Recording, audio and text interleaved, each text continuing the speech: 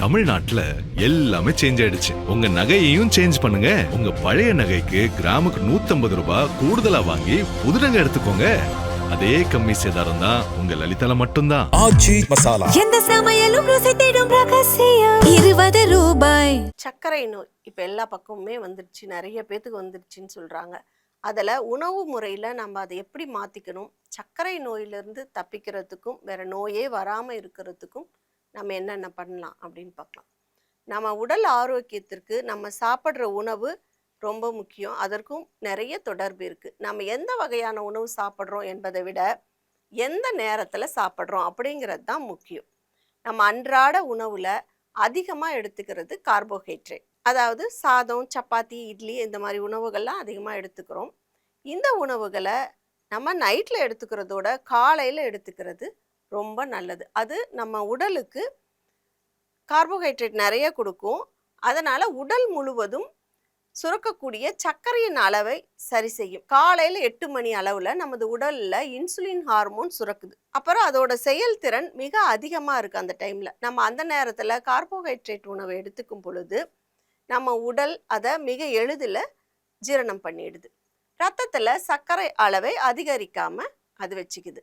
ஆனால் அதே கார்போஹைட்ரேட் உணவை நம்ம நைட்டு 8 மணிக்கு மேலே சாப்பிடும் பொழுது என்ன ஆகுது, அது நம்ம மெட்டபாலிசத்தை பாதிக்குது. இன்சுலின் சுரக்கிறது குறைஞ்சிருது. இதனால ரத்தத்தில் சர்க்கரை அளவு திடீர்னு ஏறுது இறங்குது. காலையில் நிறைய பேருக்கு அது தொந்தரவு பண்ணுது. தூக்கத்திலேயே மயக்கம் வர்றது, இது எல்லாமே அந்த நைட்டில் நம்ம 8 மணிக்கு மேலே கார்போஹைட்ரேட் அதிகம் இருக்கிற உணவுப் பொருட்களை எடுத்துக்கிறனால தான். அவசர காலத்தில் நம்ம காலை உணவை இப்போ கட் பண்ணிடுறோம். அது ரொம்ப தப்பு. எளிதில் ஜீரணமாகக்கூடிய ஆவியில் வேக வைத்த உணவுகளை காலை உணவாக எடுத்துக்கணும். அதில் புரோட்டீன் இருக்கிற மாதிரி நிறைய பார்த்துக்கணும். நைட் டைமில் இப்போ பிரியாணி, பரோட்டா இந்த மாதிரி நிறைய உணவு எடுத்துடுறோம். அது ஒரு தவறான பழக்கம்தான். ஏதோ ஒரு நாளைக்கு சாப்பிட்லாம், தப்பில்லை. அப்படி சாப்பிட்டுட்டு நம்ம காலையில் எதுவுமே சாப்பிடாமல் இருக்கிறது இந்த சர்க்கரை நோய் அதிகரிக்கிறதுக்கு வாய்ப்பாக போயிடுது. இரவு நேரத்தில் எந்த உடல் உழைப்புமே நம்மளுக்கு இல்லை. அதனால் அந்த சர்க்கரை எல்லாமே கொழுப்பாக மாறி உடலில் தங்குது. இதனால் உடல் பருமன் முதல் இதய நோய் வரை வருது. சர்க்கரை நோயிலேருந்து நம்ம தப்பிக்கிறதுக்கு இந்த உணவு நேரத்தை கொஞ்சம் நீங்கள் மாற்றினீங்கன்னாவே கொஞ்சம் சரியாகிறதுக்கு வாய்ப்பு இருக்குது.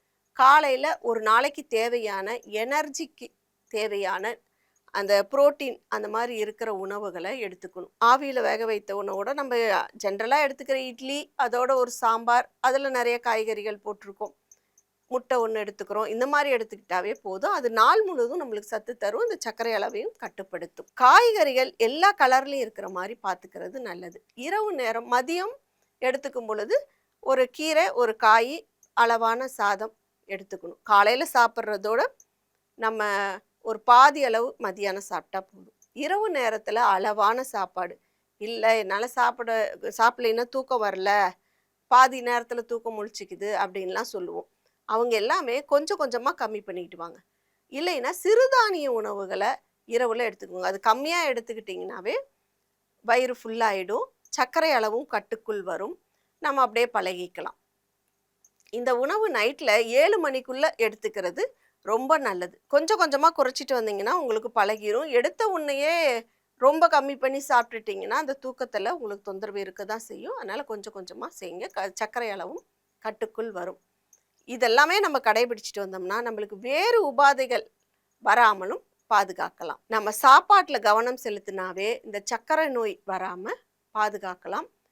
இந்த சர்க்கரை நோயை சரி பண்ணும்னாவே நம்மளுக்கு எந்த உணவு எளிதில் ஜீரணமாகுது, நம்ம உடம்புல எந்த உணவு ஏற்றுக்குது, அது எல்லாமே நீங்களே கவனிக்கணும். கவனித்து அந்த மாதிரி உணவுகளை நீங்கள் வாழ்க்கை முறையில் கொண்டுட்டு வந்துடணும். காலை 8 மணிக்கே சாப்பிட்ணும், மதியானம் அதே மாதிரி 1:30 மணி அப்படி சாப்பிட்ணும், நைட்டு 7 மணிக்கு சாப்பிட்ணும். இடையில நீங்கள் ஸ்நாக்ஸ் எடுத்துக்கிறீங்கன்னா ஒரு க்ரீன் டீ, அப்புறம் சுண்டல் வகைகள் இந்த மாதிரி எடுத்துக்கணும். அப்போ அந்த பசி கட்டுக்குள் வரும். ஃபாஸ்ட் ஃபுட் இது இந்த சர்க்கரை நோய்க்காகட்டும் ஜென்ரலாகவே அது கெடுதல் தான். 1 பாட் ரைஸ் இப்போ நிறைய வந்துடுச்சு, அந்த 1 பாட் மீல்ஸ்னு. அது நீங்கள் எடுத்துக்கிறது ரொம்ப நல்லது. எந்த வேலையில் வேணாலும் அது எடுத்துக்கலாம். கேஸும் மிச்சம். இப்போ இருக்கிற பிரச்சனைக்கு சமையல் அறையிலையும் நம்ம அதிக நேரம் செலவழிக்க தேவையில்லை. நிறைய காய்கறிகள், புரோட்டீன் பருப்பும் போட்டுடுறோம். அளவான கார்போஹைட்ரேட், அரிசி கம்மியாக தானே போடுறோம், அதனால் அது தேவையான தண்ணீர் வந்து ஒரு அளவு கொஞ்சம் ஜாஸ்தியாகவே வச்சுக்கணும். தேவையான விசில் வச்சோம்னா ஒரே பாத்திரத்தில் எல்லா வேலையும் முடிஞ்சிடும். இதுக்கு எண்ணெயுமே நம்ம கம்மியாக தான் யூஸ் பண்ணுவோம். அதனால் இந்த சர்க்கரையை கட்டுக்குள் கொண்டு வரதாகட்டும், மற்ற நோய்கள் வராமல் நம்மை பாதுகாக்கிறதுக்கும் இது இந்த ஒன் பாட் மீல்ஸ் வந்து நம்மளுக்கு பயன்படும். அதில் நீங்கள் சிறுதானியங்கள் யூஸ் பண்ணிங்கன்னா கொஞ்சம் சாப்பிட்டாவே வயிறு ஃபுல்லாகிடும். இந்த பழக்கத்தையும் வாரத்தில் 2 நாளைக்காவது செஞ்சு பழகிட்டிங்கன்னா டெய்லியுமே அப்புறம் பழக்கத்துக்கு வந்துடும். நோய் வராமல் இருப்பதற்கும் சர்க்கரை நோய் கட்டுக்குள் வரதுக்கும் வெகுவாக நம்ம காய்கறிகள், தோல் அதை தான் பயன்படுத்தணும்னு சொல்லுவாங்க. முதல்ல நம்ம நிறைய பயன்படுத்திகிட்டு இருந்தோம். இப்போ பூச்சிக்கொல்லி மருந்துகள்லாம் காய்கறிக்கு அதிகமாக யூஸ் பண்ணுறதுனால நம்ம காய் சுத்தமாக கழுவிட்டு தோல் எடுத்துகிட்டு தான் சமைக்கிறோம். ஆனால் அந்த தோலை வந்து நல்லா சுத்தம் பண்ணிவிட்டு மஞ்சத்தூள் தண்ணியில் போட்டு கழுவிட்டு தோல் வதக்கி நம்ம சட்னி அரைக்கிறது, இது எல்லாமே செஞ்சு சாப்பிட்ணும்.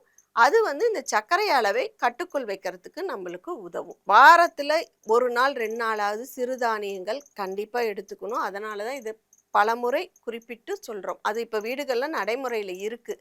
அதை எல்லாருக்குமே நம்ம பழக்கணும். வீட்டில் இருக்கும் சர்க்கரை இருக்குது நான் மட்டும் சாப்பிட்றேன் அப்படிங்கிறதெல்லாம் இல்லை.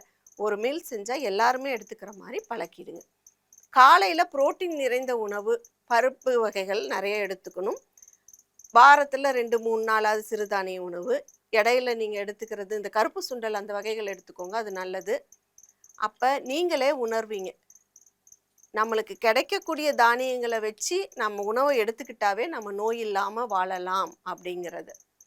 நம்ம உடலுக்கு என்ன ஏற்றுக்குது ஏற்றுக்கலைங்கிறத நம்ம தான் யோசிச்சுக்கணும். உடலே நமக்கு பாதுகாப்பு. நோய் வராமல் இருக்க, சர்க்கரை நோய் வராமல் இருக்கிறதுக்கும் வந்த பின் கட்டுக்குள் இருக்கிறதுக்கும் உணவு முறையே மிக சிறந்த மருந்து. அதுக்கப்புறம் தான் மருந்தெல்லாம். உணவே மருந்து. அதை தான் நம்ம உடலுக்கு பழக்கணும். இதை நம்ம புரிஞ்சுக்கிட்டாவே நம்ம உடலை பேணி காக்கலாம். தமிழ்நாட்டுல எல்லாமே சேஞ்ச் ஆயிடுச்சு. உங்க நகையையும் சேஞ்ச் பண்ணுங்க. உங்க பழைய நகைக்கு கிராமுக்கு 150 ரூபாய் கூடுதலா வாங்கி புது நகை எடுத்துக்கோங்க. அதே கம்மி சேதாரம் தான் உங்க லலிதால மட்டும்தான். எந்த சமையலும் ருசி தேடும் ரகசியம் 20 ரூபாய்.